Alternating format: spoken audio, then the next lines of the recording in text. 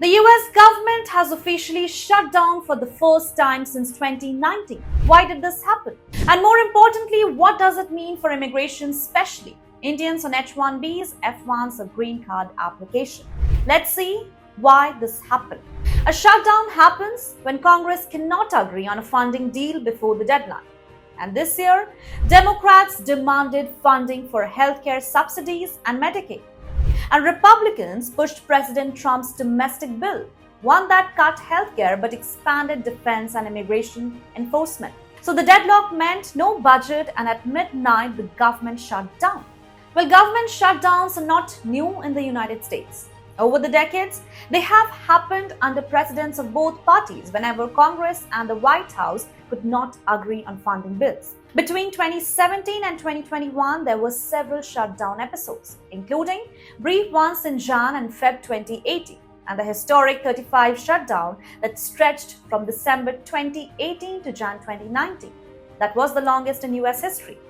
These moments often centered on debates over immigration and federal spending. Shutdowns are typically used as leverage in political negotiations, and that has remained true across administration. And now in 2025, the same pattern continues. The current standoff is not just about short-term furloughs. Discussions have expanded to whether a shutdown could be tied to permanent workforce reductions in the federal government, a possibility that carries far-reaching consequences for both public services and federal employees. But experts say that permanent layoffs during a shutdown are very complicated and might not even be legal. US laws put strict limits on what the government can do during a shutdown. So while shutdowns themselves are a familiar part of American politics, the debate in 2025 shows that how the stakes have grown bigger and the potential consequences more uncertain. So what keeps running? Firstly, good news. Immigration services funded by fees mostly continue. Like USCIS is still processing green cards, biometrics, and naturalization ceremony. Visa and passport services also continue at most consulates. So routine filings don't stop completely. And now what stops working? Here's where immigrants are hit. E-Verify goes offline, making job checks harder. The Conrad 30 J1 doctor program and religious worker visas pause.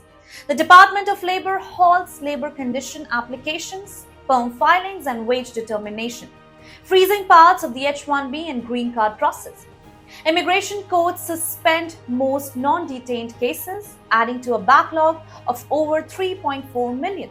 Talking about enforcement still active, then meanwhile enforcement never stops.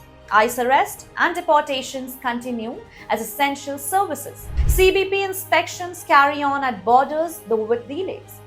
And for Indians, the key takeaway is paperwork may still move forward at USCIS, but job filings and court hearings could face massive delays. So do you think that shutdown politics unfairly punishes immigrants and workers? Or is it a necessary tool to control spending? Share your thoughts on the comments below.